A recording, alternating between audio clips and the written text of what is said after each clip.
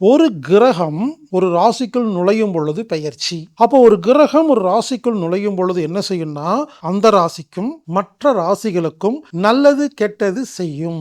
இப்போ ஒரு கிரகம் ஒரு ராசிக்குள்ள போகுதுன்னா, சில ராசிக்கு நல்லது செய்யும், சில ராசி கெட்டது செய்யும். அது இந்த ராசியிலிருந்து அடுத்த ராசிக்கு போயிருச்சுன்னா, வேறு சில ராசிகளுக்கு நல்லது செய்யும், வேறு சில ராசிகள் கெட்டது செய்யும். இது ஒரு கணக்கு. ராகு பெயர்ச்சி, கேது பெயர்ச்சி, குரு பெயர்ச்சி, இதெல்லாம் கேள்விப்பட்டிருக்கீங்க இல்லைங்களா? எல்லாம் ஒண்ணுதான், புரிஞ்சுக்கங்க.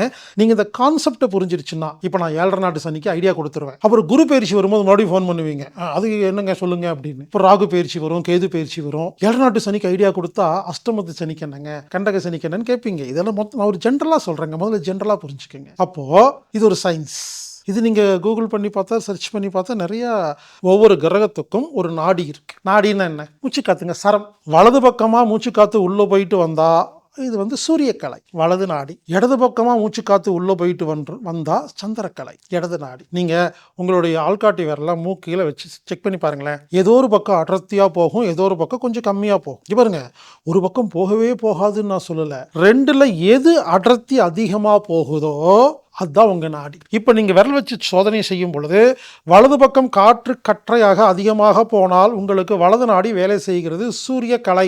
இடது பக்கமாக உங்களுக்கு காற்று அதிகமாக போகிறது என்றால் சந்திர கலை, இடது நாடி. இதை மட்டும் ஞாபகம் வச்சுக்கோங்க. இது ஒரு பெரிய சப்ஜெக்ட். சரகலை அப்படிங்கிற பயிற்சியில இது டீட்டெயிலா சொல்லி கொடுக்குறேங்க. இப்போதைக்கு நீங்க இது தெரிஞ்சுக்கிட்டா போதும். அப்ப நல்லா புரிஞ்சுக்கோங்க. வலது நாடி, இடது நாடி தெரிஞ்சிச்சுங்களா? இப்படி ஒவ்வொரு கிரகத்துக்கும் ஒரு நாடி இருக்கிறது.